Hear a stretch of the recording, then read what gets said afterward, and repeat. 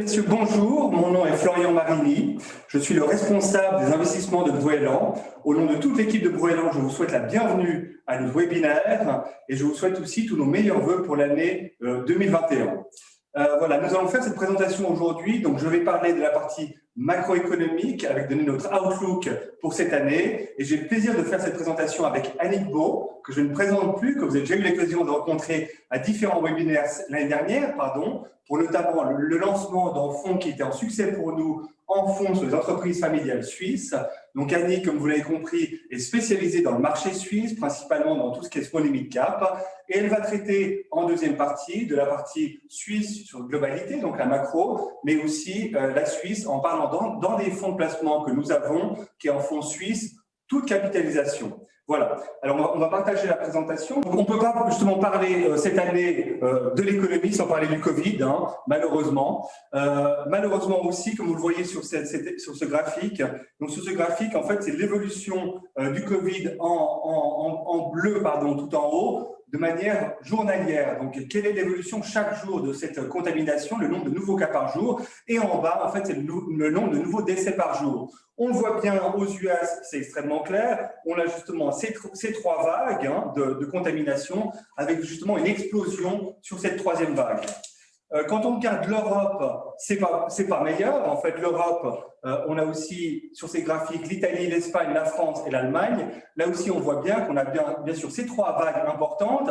Ça dépend un petit peu des pays. On voit bien que certaines reprises sont très importantes, comme en Espagne, sur les dernières données que l'on voit. Mais par contre, la crainte européenne, elle vient bien de ces nouveaux virus, ces mutations de virus que l'on voit notamment au Royaume-Uni, où on a eu cette troisième vague qui est extrêmement importante, vraiment une contamination qui s'est vraiment propagée de manière très rapide. Donc, c'est vrai que quand on voit les données de la Suisse qui se confinent à nouveau, la Suisse, pour l'instant, c'est assez calme. La crainte de la Suisse, comme les autres pays européens, c'est d'avoir en scénario, en fait, un petit peu comme le Royaume-Uni, où justement, on a cette explosion.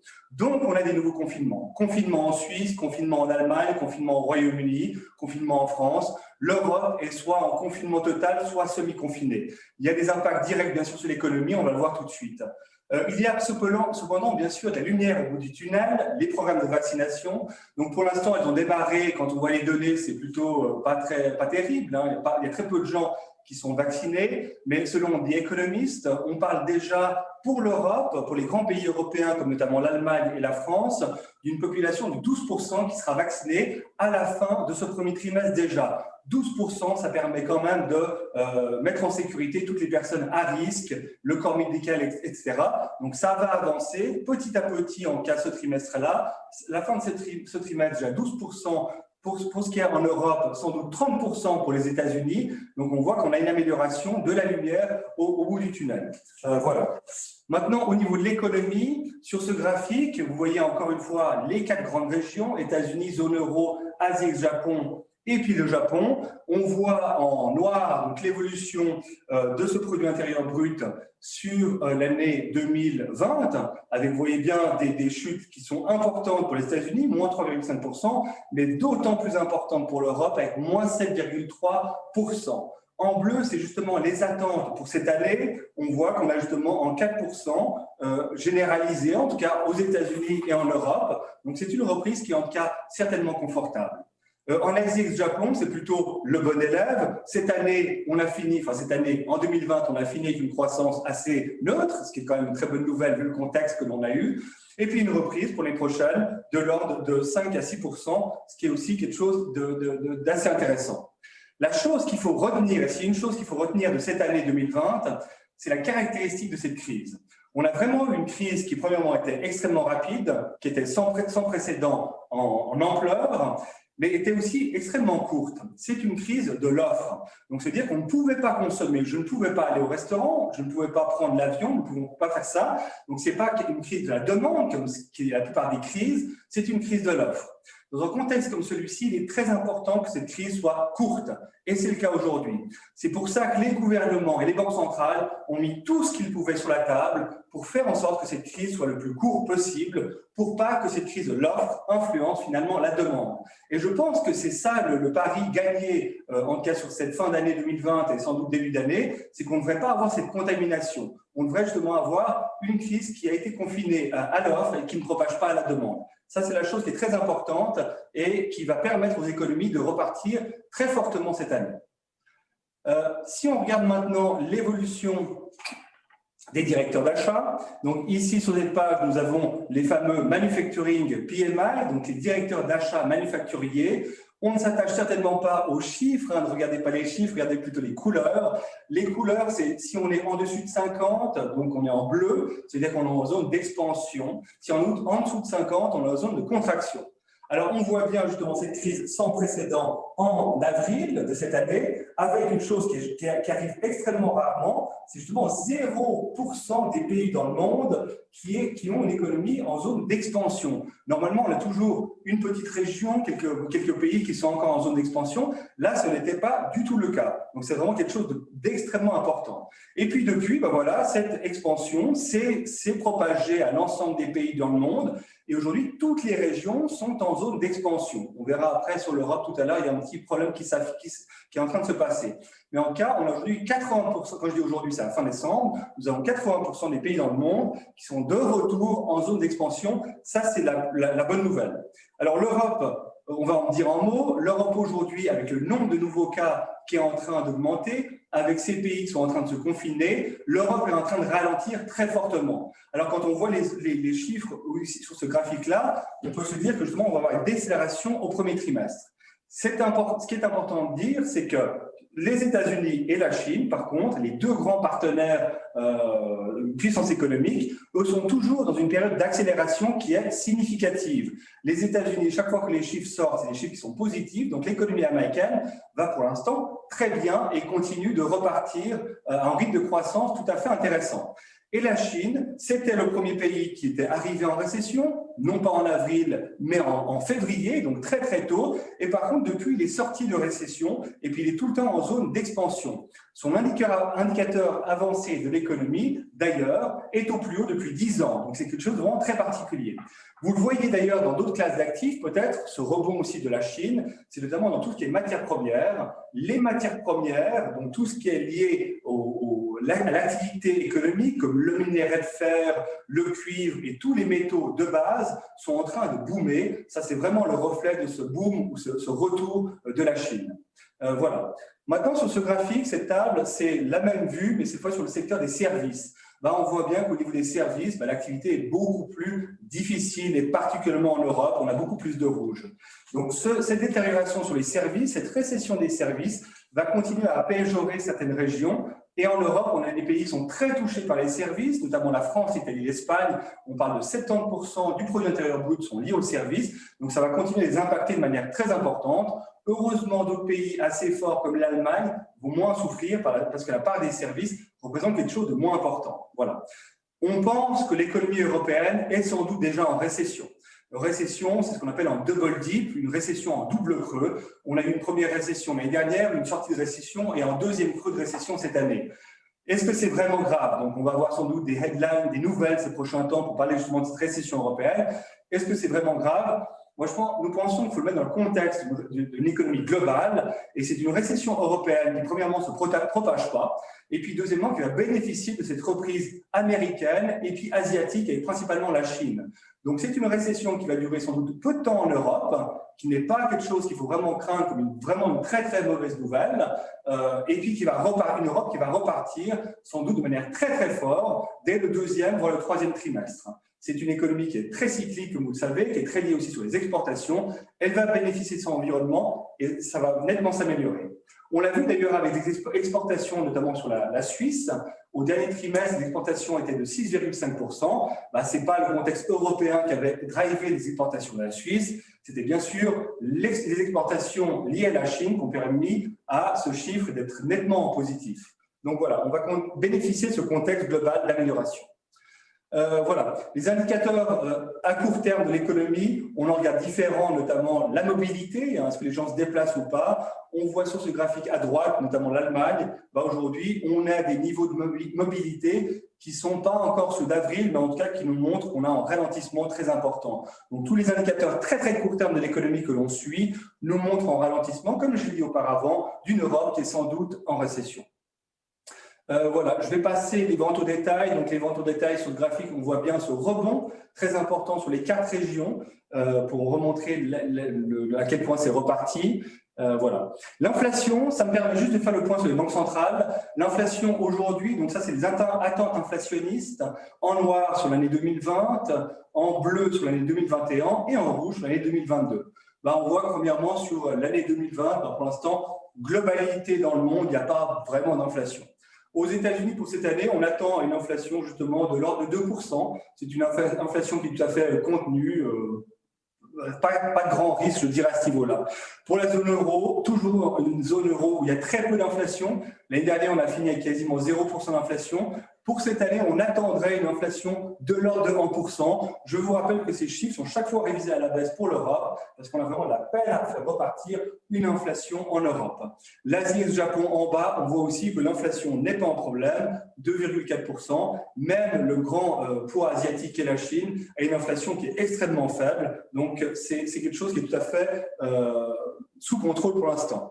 Sous contrôle, bien sûr, pour les banques centrales, il serait vraiment dommageable d'avoir une inflation qui est aujourd'hui importante. Ça freinerait justement les banques centrales.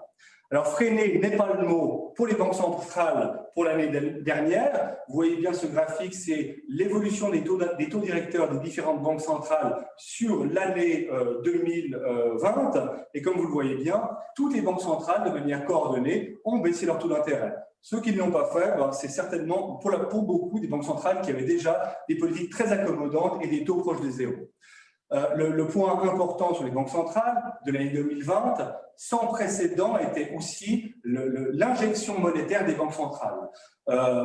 Sur ce graphique, vous voyez que les banques centrales, par exemple, de la Fed, donc en noir, ont augmenté leur bilan de l'ordre de 4 trillions de dollars à 7 trillions de dollars. Et pour ce qui est de l'Europe, un peu plus de 5 à 8 trillions de dollars. Donc, c'est des injections qui sont sans précédent. Pour les comparer par rapport au produit intérieur brut, en quelques semaines, donc ça fait les 5 premières semaines de la crise, le bilan de la Fed a augmenté de 19% du produit intérieur brut à 30% du produit intérieur brut. Donc, une force sans précédent en termes de court terme, donc ça c'est produit de manière très très court, mais aussi en montant. La Banque centrale européenne est aussi très active en programme de rachat. Elle achète aujourd'hui à peu près 20 milliards par semaine, donc c'est quand même quelque chose de colossal. Elle a fait son plan de relance, justement, en plan de relance qui a d'ailleurs été augmenté en demi-trillion, donc 500 milliards en décembre pour atteindre 1,8 trillion sur cette année. Donc, c'est quelque chose de vraiment très important. Et puis, la communication des banques centrales est claire. Tant que l'économie ne repart pas, tant que l'inflation n'est pas significativement montée, sans doute dans les targets de 2, il n'y aura pas une diminution de l'assouplissement, plutôt des dettes des banques centrales. Donc, on a un environnement qui est plutôt qui supporte vraiment les classes d'actifs risqués à ce niveau-là. L'impact est sur les taux d'intérêt. Ici, on a une grille où on voit les durations tout en haut, donc dans 1 an à 30 ans, et les différents pays sur la gauche. Et vous voyez bien, la Suisse, on est en négatif jusqu'à 30 ans, la zone euro, 30 ans aussi, le Japon en négatif jusqu'à 10 ans. On voit bien que l'évolution des taux d'intérêt dans le monde, pour l'instant, sont très, très faibles. Ce que nous attendons, ce que nos gérants obligataires attendent aujourd'hui, c'est une normalisation de ces taux, c'est que tous ces taux continuent à monter. Rien de drastique, encore une fois, c'est juste une normalisation, certainement pas en changement de tendance drastique au niveau des taux d'intérêt, mais en tout cas, les taux devraient continuer à monter, puis la courbe des taux d'intérêt, d'ailleurs, se quantifier légèrement. Au niveau du rendement des actifs qui ont un rendement négatif, ici sur ce graphique, c'est la taille de la masse qui ont un rendement négatif dans le monde. Vous voyez bien qu'on a 17 000 milliards de dollars qui ont un rendement négatif. Tout ça pousse les investisseurs vers les classes d'actifs plus risquées. On est tous enclins à partir de notre habitat préféré de risque pour acheter quelque chose de plus risqué, dont les actions. Voilà.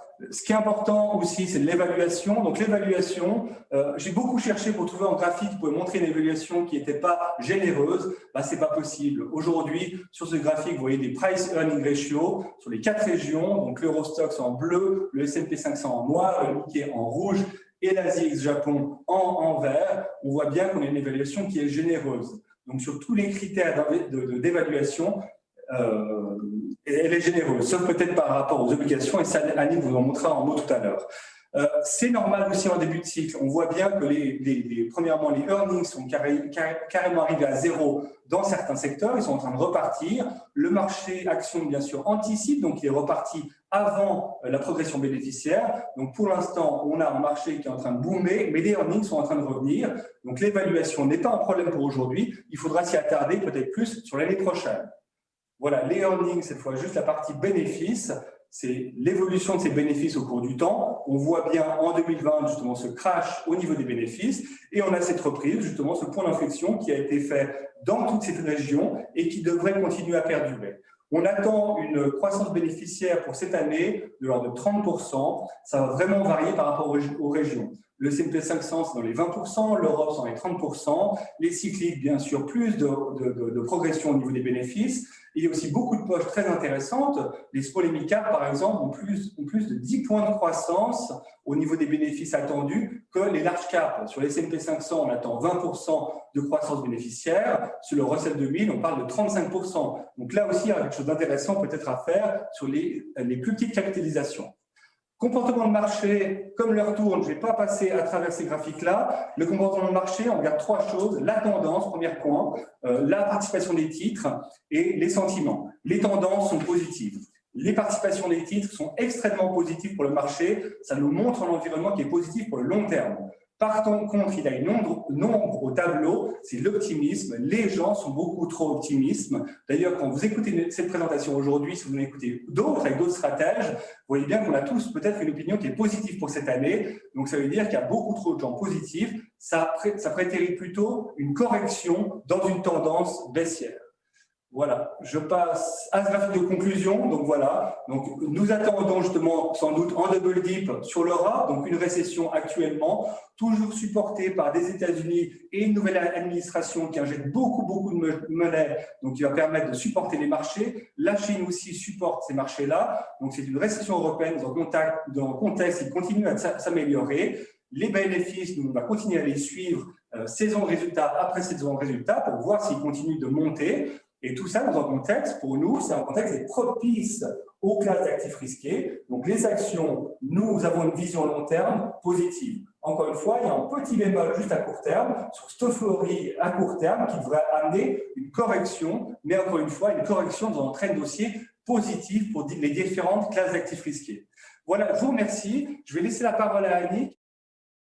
Bonjour à tous, à mon tour de vous souhaiter la bienvenue à notre webinaire de début d'année. Donc j'ai le plaisir pendant le prochain quart d'heure, les 20 prochaines minutes à vous parler de la Suisse.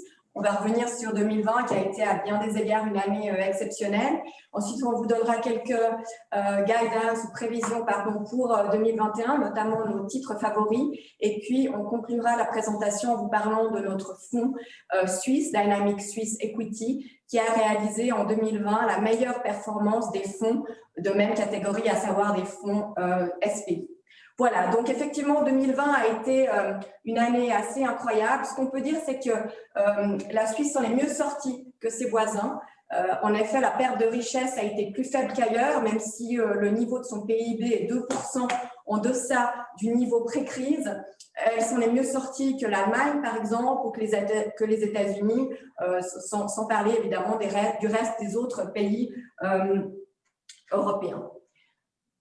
Voilà, cette finalement résistance assez exceptionnelle de la Suisse est due notamment à la composition de son PIB, donc une très forte composante pour les exportations pharmaceutiques qui ont connu évidemment une évolution plutôt positive. Vous voyez ici tous les secteurs d'exportation tout au long de cette année 2020. Donc, on voit que le secteur pharmaceutique, qui vaut pour 50% de ses exportations, a bien tenu, ce qui n'a évidemment pas été le cas de l'horlogerie, des machines-outils, des métaux, qui ont connu un effondrement absolument terrible au printemps, une reprise très forte aussi à partir de l'été, mais qui termine l'année 2020 en deçà du niveau pré-crise.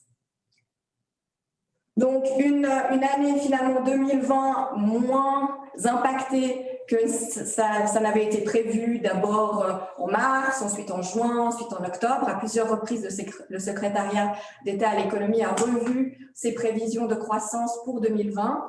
Il semblerait qu'on finira 2020 en baisse de 3,3%. Je rappelle qu'en début de crise, on s'attendait à des baisses de 7%. Et encore fin octobre, on pensait que 2020 serait en baisse de plus de 4%.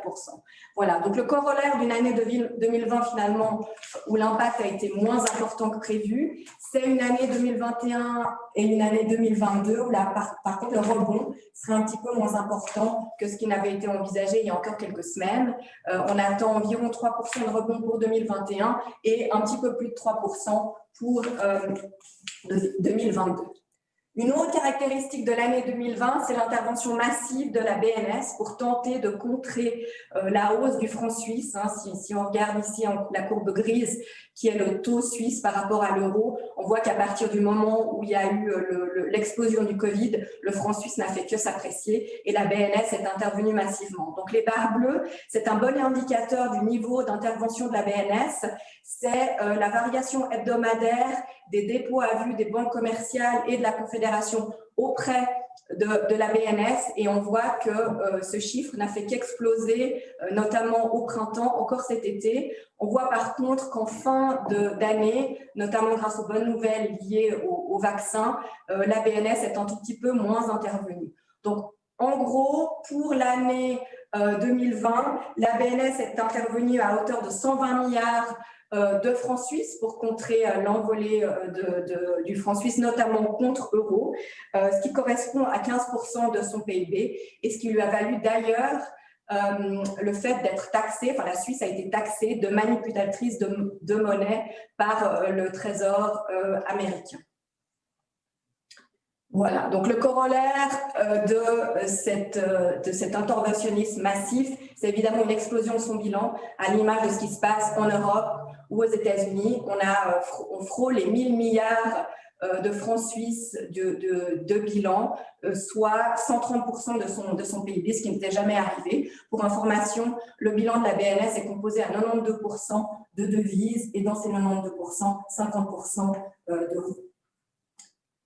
Donc, malgré une année tout à fait exceptionnelle et puis une chute du marché suisse à partir de février, la plus rapide de son histoire, on termine l'année en positif sur le marché des actions suisses. Donc, le SPI termine en hausse de 4%. Il faut se rappeler qu'en 2019, le SPI était monté de plus de 30%. Donc, c'est vrai que c'est tout à fait exceptionnel ce qui s'est passé. Voilà, le marché suisse a moins baissé que les autres marchés. Il a aussi moins fortement rebondi depuis les plus bas du mois de mars. Malgré tout, le rebond a été de plus de 30%.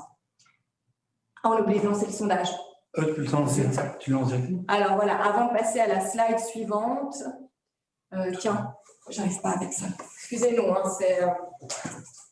on va lancer le sondage sur la Suisse parce que la réponse au sondage se trouve à la slide suivante.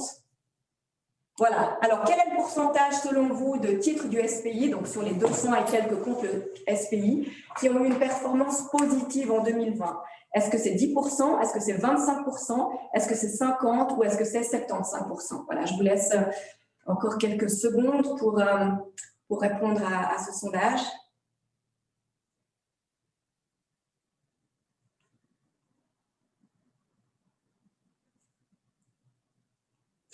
C'est bon, ouais.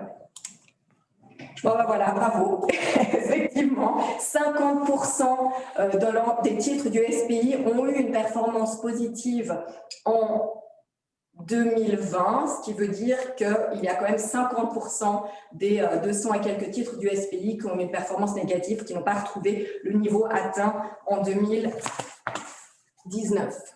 Alors évidemment, il y a une très forte disparité entre les titres et les secteurs. Vous trouvez dans le spectre positif deux types de sociétés. Je dirais d'abord les sociétés dont les changements d'habitude induits par ce Covid ont bénéficié à leur business model, donc peut-être la plus emblématique dont on parlera un petit peu plus avant tout à l'heure, c'est Logitech. Et puis l'autre, c'est évidemment Swissquote, dans la majorité des investors retail ayant voulu profiter des opportunités à partir de la baisse du mois de février et du mois de mars. Et puis, l'autre type de sociétés qui ont fortement profité de la crise, c'est celles où leurs activités ont été directement boostées ou qui ont joué un rôle dans le Covid, dans la lutte contre le Covid. Je vous donnerai peut-être juste un exemple de Barème, qui est un fabricant, une petite société small and mid cap, fabricant de peptides, qui fabrique aussi le Propofol, qui est un anesthésiant qui a été largement utilisé pour anesthésier les patients qui avaient des formes sévères de Covid. Et puis évidemment, à l'autre extrémité du spectre, on trouve toutes les sociétés dans des secteurs qui ont été fortement impactés, donc toutes les sociétés liées au tourisme, liées aux services, et puis aussi les assurances qui ont payé un lourd tribut pendant cette crise tout à fait exceptionnelle. Voilà, alors effectivement, Florian l'a dit tout à l'heure, les actions sont très chères en comparaison historique. Le marché a continué de monter alors que les bénéfices se sont écrasés. Si on regarde le PI pour l'année prochaine, on voit qu'on est environ à 18%, contre une moyenne historique environ de 14%, ce qui est tout à fait élevé. Par contre, effectivement, si l'on compare, je dirais, le manque d'alternatives aux actions fait que cette classe d'actifs reste malgré tout relativement intéressante. Donc, si on regarde ici la prime de risque, qui est la différence de rentabilité entre, d'une part, les actions mesurées par 1 sur le PI et la rentabilité du taux sans risque. Ah, qu'est-ce qui se passe? On ne voyait pas? C'est bon, continue. Vous voyez pas les slides? Si, non. Ah, d'accord, ok. Pardon. Donc, la prime de risque, je disais la différence de rentabilité entre les actions et le taux sans risque. Le taux sans risque, par exemple, en Suisse, moins 0,5. Rentabilité des bénéfices des actions estimées à environ 4,5-5. On obtient des primes de risque pour le SPI de 5%, soit au-dessus de la moyenne historique, ce qui tend à prouver qu'il existe encore un potentiel, ou disons que les actions sont encore intéressantes. Et puis, si on compare la prime de risque suisse aux primes de risque américaines, japonaises et européennes, on voit que les actions suisses sont même, de ce point de vue-là, encore plus intéressantes que le reste des actions. Voilà, donc 2020, on a eu un retour des small et mid cap après 2 années, 2018 et 2019, où les small et mid cap avaient sous-performé les large cap.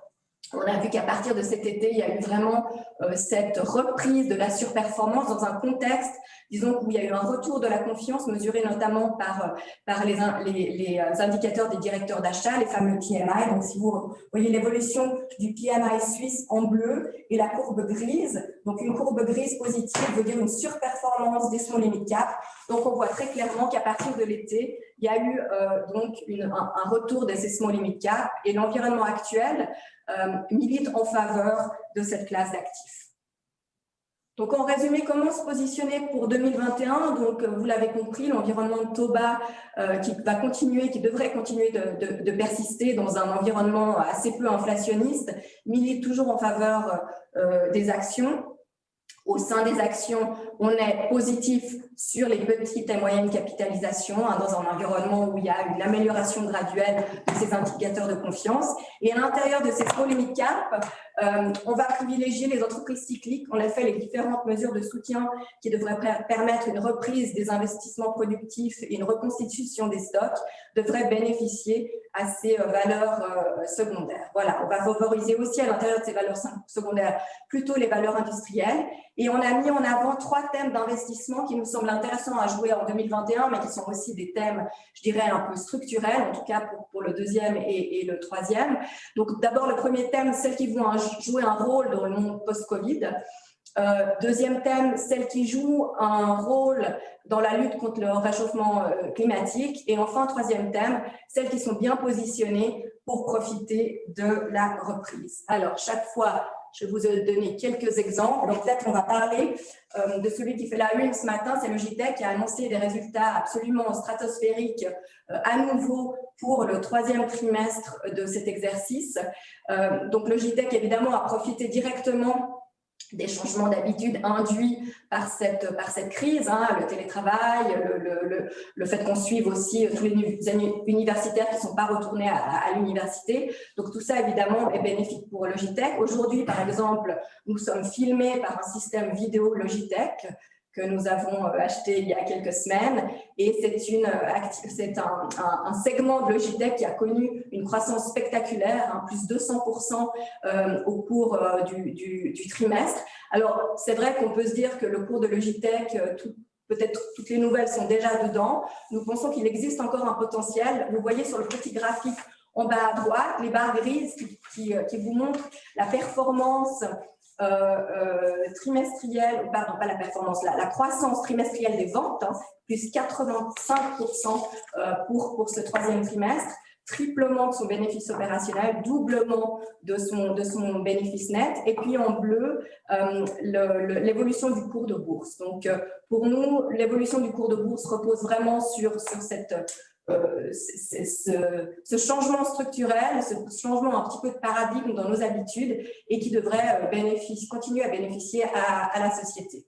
Voilà, l'autre exemple, c'est Kuehne+Nagel, donc le leader dans le transport et dans la logistique. Je ne sais pas si vous avez vu, mais il y a 2 semaines, ils ont annoncé un accord de partenariat avec Moderna. C'est eux qui vont assurer le transport et la logistique des vaccins de la société américaine. Donc, on sait à quel point c'est délicats, qui doivent être effectivement conservés, transportés dans des conditions bien spécifiques. Et là, Moderna a fait confiance au savoir-faire de Kuehne+Nagel. Et enfin, 3e exemple, une société peut-être qu'on connaît moins, Small et Mid Cap, qui s'appelle Detwiller. Donc, Detwiller est un spécialiste des éléments d'étanchéité, des systèmes d'étanchéité, présent dans 3 secteurs. D'abord, le café, puisque c'est lui qui fabrique tous les joints d'étanchéité que vous trouvez sur les capsules Nespresso. Il a un accord d'exclusivité avec Nestlé qui vient d'être re-signé pour une période de 5 ans il y a quelques semaines. Ils sont aussi présents dans le domaine automobile. Ils fabriquent des joints en élastomère, notamment pour la réduction catalytique des véhicules diesel. Et puis, 3e secteur d'activité, c'est la pharmaceutique, où là, ils sont un des leaders dans la fabrication des capsules en caoutchouc, plastique et aluminium pour les médicaments injectables et notamment pour les seringues pré-remplies. Alors, même s'ils n'ont pas encore confirmé quoi que ce soit, ils ont néanmoins avoué qu'ils étaient en contact avec les principaux fabricants de vaccins. Donc, ça pourrait avoir un impact sur les ventes futures du groupe Detwiller. 2e thème d'investissement, celui-là évidemment plus structurel et plus long terme, c'est les enjeux climatiques et la volonté des États d'arriver à une neutralité carbone, hein, notamment aussi le fait que les États-Unis vont très probablement revenir dans les accords de Paris, donc il pourrait y avoir un petit peu une accélération de ces ambitions, de ces objectifs. Donc là, on peut jouer le thème à travers 3 sociétés. La première, c'est Gurit.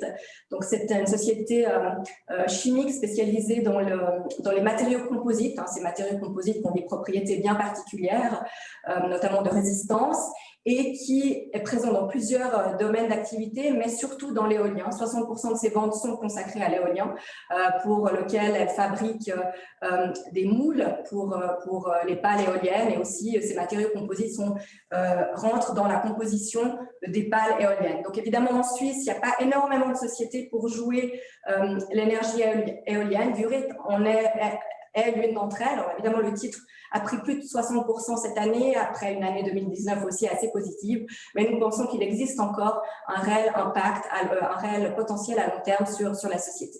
2e société, c'est Burkhardt Compression. C'est une société qui est née à Winterthur en 1844, donc extrêmement vieille société industrielle qui fabrique des compresseurs à piston, utilisés notamment pour liquéfier le gaz qui est ensuite transporté. C'est une société qui a connu un peu un passage à vide avec un certain nombre de restructurations, mais qui aujourd'hui rentre dans un nouveau domaine qui est l'hydrogène. On pense que l'hydrogène va être de plus en plus utilisé parce que c'est un vecteur énergétique neutre. Et puis cet hydrogène, qui est un gaz très dense avec un très fort volume, a besoin d'être compressé pour pouvoir être transportés et stockés notamment dans les stations d'hydrogène. Donc voilà, ça pourrait être un véritable game changer pour Burckhardt qui pourrait profiter de cette nouvelle activité. Et enfin Sika, bon, ça tout le monde connaît Sika, qui joue depuis qui depuis de nombreuses années fait attention dans la production de ces produits, de diminuer son impact environnemental, mais qui grâce aussi à ces produits en eux-mêmes permet de diminuer la consommation d'énergie. Par exemple, ils fabriquent des adjuvants pour béton. Le béton est une industrie extrêmement gourmande en eau et grâce aux adjuvants de Sika, on peut économiser une grande quantité d'eau. Enfin, troisième thème à jouer, c'est la reprise. Et là, on a identifié 3 sociétés, donc Bossart, qui est un distributeur à l'échelle internationale d'éléments de fixation, qui propose dans son catalogue plus d'1 million de ces éléments de fixation et qui a comme principaux, ou en tout cas comme client emblématique évidemment Tesla, John Deere, mais aussi Roche Diagnostic qui est son plus gros client. La société est présente dans toutes sortes d'industries, mais beaucoup aussi dans l'industrie automobile. Et évidemment, le cours de bourse est très lié au PMI européen, manufacturier, comme on voit sur le petit graphique en bas à gauche. Donc, dans un environnement où les PMI ont tendance à s'améliorer de façon durable, Bossart devrait pouvoir bénéficier largement de ça. Enfin, VAT, je pense que tout le monde connaît, c'est une des darlings du marché suisse. On la suit, on l'aime beaucoup depuis son introduction en bourse il y a quelques années. Donc, un des fournisseurs privilégiés de l'industrie des semi-conducteurs, donc qui est une industrie évidemment qui devrait continuer à avoir ses ventes largement augmentées, ce qui devrait bénéficier directement à VAT. Et puis Straumann, ceux qui me connaissent depuis longtemps savent que c'est un de mes titres fétiches depuis de nombreuses années, donc numéro 1 des implants dentaires, qui a connu une croissance extrêmement élevée de ses ventes jusqu'à l'année dernière. Évidemment, l'année dernière, avec le lockdown, surtout celui de mars, a vu ses ventes s'effondrer. Nous pensons que 2021 devrait marquer un retour à une forte croissance, soutenue notamment par un certain nombre d'innovations et de nouveaux produits qui devraient rentrer sur le marché. Voilà, j'en arrive à la partie 3, ou à la conclusion plutôt de notre webinaire avant de passer aux questions. Donc, quelques mots sur notre BAM, Dynamic Swiss Equity Fund, qui est un fonds qui a été créé en 2015. Donc, peut-être quelques caractéristiques. C'est un fonds dont le benchmark est le SPI, mais qui se détache assez nettement du SPI, je dirais naturellement orienté plutôt vers les small et mid cap, parce que nous pensons de manière générale que c'est là qu'on dégage le plus d'alpha et que c'est là qu'il y a les entreprises les plus intéressantes. Donc, c'est un mélange d'analyse fondamentale. On va étudier les sociétés de manière tout à fait précise et approfondie. Cette analyse fondamentale sera validée, je dirais, par une approche plus momentum, ce qui va nous permettre de mettre en avant les meilleures sociétés suisses. Voilà, je disais, il se détache très nettement du SPI, même si c'est son indice de référence, parce que, par exemple, Nestlé, qui vaut 20% dans le SPI, nous n'en avons que 7. Donc, on n'hésite pas à prendre vraiment des paris extrêmement forts. On parlait d'Urit avant, qui vaut 0,1% du SPI. C'est une de nos plus grosses positions, avec environ 5%. Pareil pour VAT, qui vaut 0,4% du SPI. C'est aussi une de nos très fortes convictions. Lonza, la même chose, qui est dans le top 5, etc., etc. Donc, nous avons réussi à dégager une surperformance de 10% par rapport à l'indice de référence en 2020,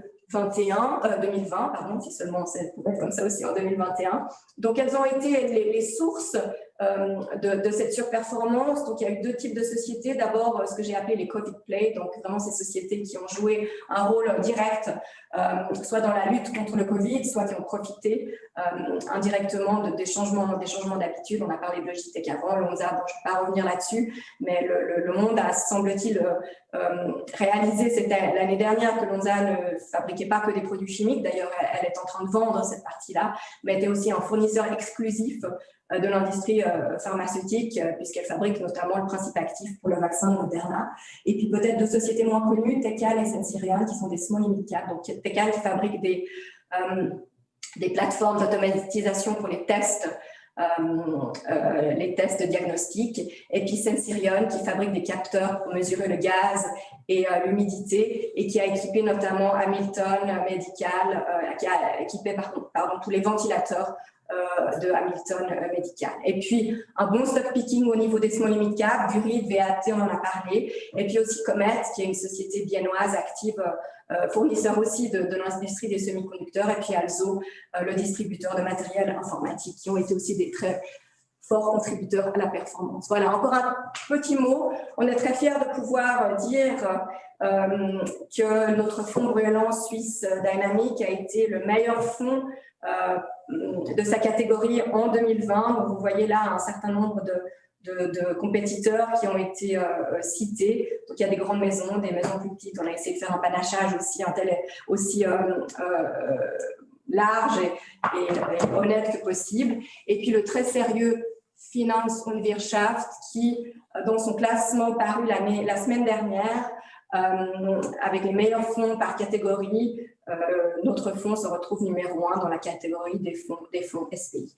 Voilà. Et puis encore, avant de passer aux questions, juste un mot sur notre fonds sur les entreprises familiales. Vous le savez certainement qu'on a lancé le 18 mai dernier.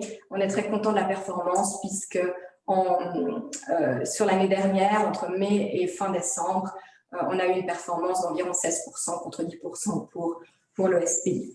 Voilà, je crois que Florian, tu voulais peut-être dire aussi un tout petit mot sur nos autres fonds Bruellan qui ont tous réalisé des excellentes performances. Absolument, Bruellan, donc c'est une équipe. Ici, on a 2 fund managers, mais en fait, on a 4 fund managers, 8 personnes dédiées à l'investissement. Et le résultat, c'est cette année, on est extrêmement fiers. Sur ce graphique, vous voyez la performance des fonds et puis des benchmarks. Et chaque fois en vert, vous avez la performance relative. Donc, la performance relative, c'est la surperformance par rapport à l'indice de référence net de tout frais.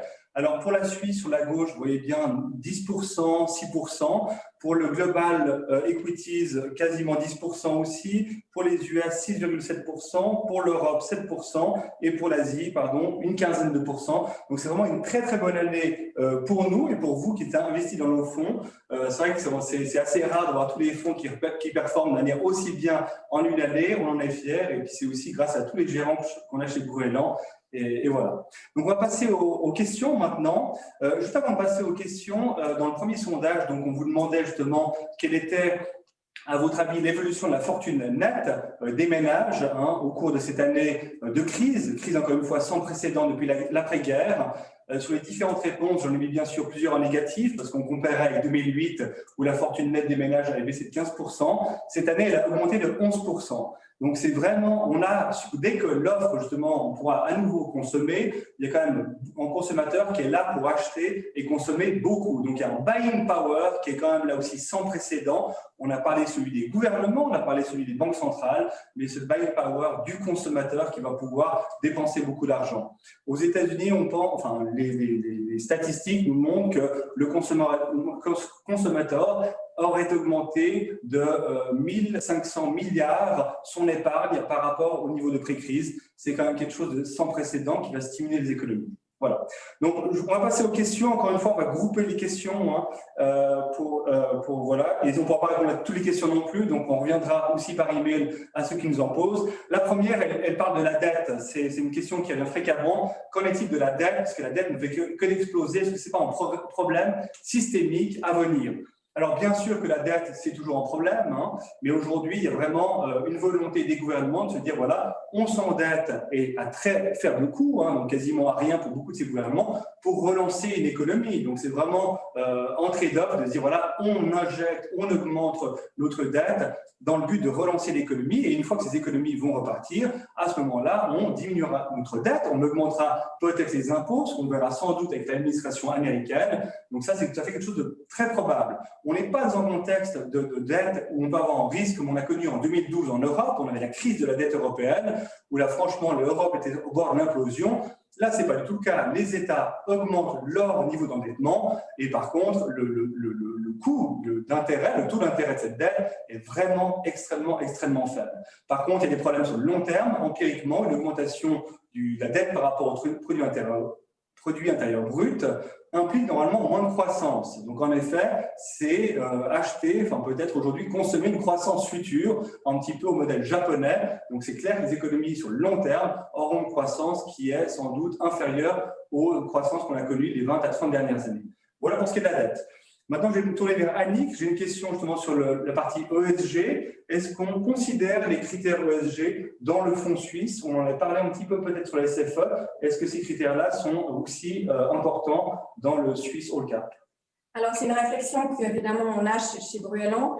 Moi, juste pour info, je gérais avant un fonds small mid cap qui prenait en compte des critères ESG dans le processus d'investissement. Donc, pour moi, c'est assez naturel en fait de travailler comme ça. On va commencer par la Suisse cette année, donc on vient de signer un contrat avec un prestataire de Nost ESG qui va concerner d'abord le Swiss Family et dans un deuxième temps évidemment le Suisse qui nous permettra, disons, je dirais, de valider nos idées d'investissement et d'essayer évidemment d'avoir les sociétés qui au niveau des critères ESG sont les plus méritantes. Voilà. Et puis dans un deuxième temps, on fera ça aussi pour le fonds européen qui est un fonds avec une approche plus quantitative où entre deux sociétés, disons, de même intérêt, on privilégiera celles qui ont eu une meilleure note ESG. Voilà, j'espère avoir répondu à la question. C'est clair. Une question sur l'Europe. Justement, est-ce que l'Europe va toujours être en retard par rapport aux autres marchés? On le voit encore une fois, on a une récession en Europe, ça c'est bien sûr quelque chose en problème. Par contre, c'est une Europe, comme j'ai dit auparavant, qui va bénéficier d'un contexte global qui s'améliore. C'est une Europe aussi qui est très cyclique, donc dans une reprise, elle devrait justement bien tirer son épingle du jeu. Et c'est une Europe qui a quand même changé au travers de ces différentes crises et qui a changé en 2020. Je rappelle un changement qui était vraiment quand même très important, en plus de tout l'argent qui a été mis sur la table. C'est ce programme de relance européen, qui a été fait en sorte de donner de l'argent, donc c'est la Commission européenne qui emprunte à des taux défiant toute concurrence, donc inférieurs même à l'Allemagne, pour prêter aux États les plus nécessiteux, donc souvent les États du Sud. Donc c'est une dette qui est collégiale par rapport à l'ensemble des 27, premièrement, et qui est astreinte aussi à des plans de réforme. C'est-à-dire que celui qui emprunte doit montrer qu'il fait un plan de réforme. La Banque centrale européenne a dit à la fin de chacun de ses meetings, mois après mois, ou trimestre après trimestre, que l'Europe doit se réformer. Ça, c'est un moyen, un nouveau véhicule pour l'Europe, de stimuler l'Europe, mais aussi peut-être de réformer cette Europe. Donc, il y a peut-être quelque chose à faire aussi en Europe. Au niveau sectoriel, donc on nous demande justement quelles sont les préférences sectorielles. Cyclique principalement. Alors, est-ce que value, parce qu'on parle beaucoup de value aujourd'hui, est-ce que c'est vraiment la thématique qu'on veut jouer? Cette thématique value est trop large. Dans le value, il y a beaucoup de choses qui sont vraiment de très mauvaise qualité. La reprise ne sera pas pareil pour tous les secteurs. Donc, on va essayer d'éviter quand même les choses qui sont de trop mauvaise qualité, les bilans beaucoup trop leveragés. Mais par contre, on va sans doute aujourd'hui, cette année, plus se tourner vers tous les secteurs cycliques.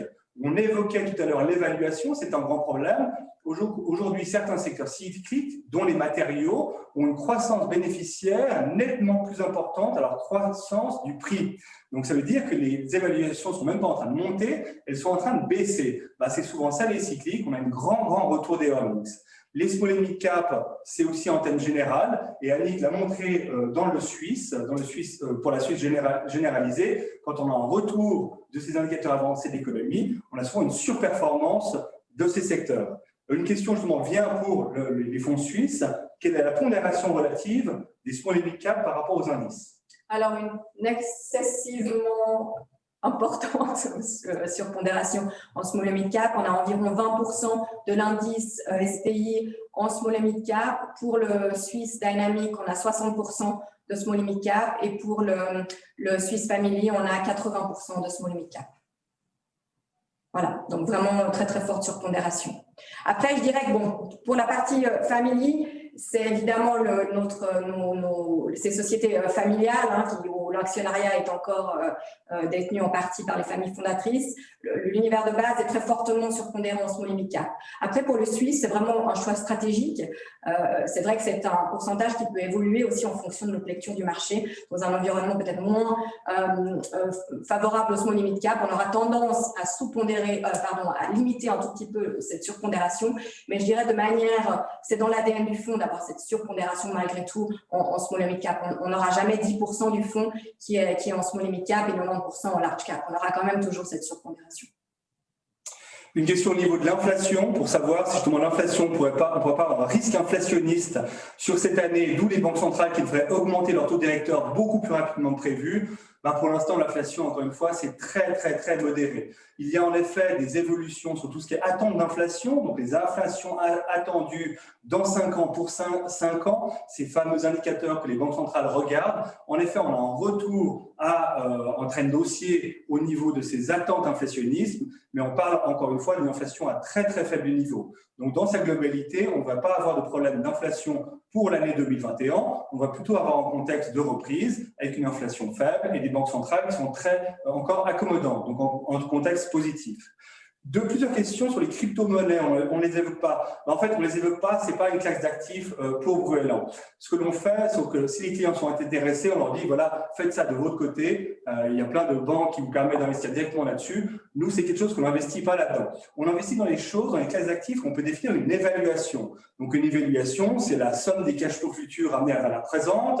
C'est autrement sur des commodities, peut-être même une analyse de l'offre et la demande. Sur tout ce qui est cryptocurrencies, ça nous semble très difficile de définir une évaluation. D'ailleurs, en 2017, sur le Bitcoin, quand il atteignait 20 000 francs, il y avait tous les gens qui étaient impliqués avec ces monnaies cryptocurrencies qui montraient des targets extrêmement optimistes sur cette cryptocurrency. Et finalement, le Bitcoin est passé de 20 000 à 3 000. Donc, il y a une volatilité qui est sans précédent et c'est très difficile de pouvoir avoir un avis là-dessus. Donc, nous ne positionnons pas sur ce genre d'actifs. Voilà. Écoutez, ça conclut les questions, en tout cas les groupes de questions que l'on a pu voir. Encore une fois, si les questions non traitées, on les traitera par email. On vous enverra une réponse par email directement. Au nom de toute Bruellan, je vous remercie de votre participation aujourd'hui. Qui était très nombreuse. Absolument. Donc, on en est très contents. Merci beaucoup. Bruellan se distingue sur plusieurs choses, pas que la performance, aussi pour la communication. Donc, n'hésitez pas à contacter votre RM pour nous poser des questions. Envoyez-nous des emails. Vous pouvez contacter aussi les gérants, ça c'est aussi la grande force de Bruellan. On peut parler à Annick pour parler du portefeuille, des différentes idées. Donc n'hésitez pas à venir en communication avec vous. Je vous remercie pour votre participation. Je vous souhaite une très bonne journée et une très bonne année 2021. Merci à tous. Bonne journée à tous.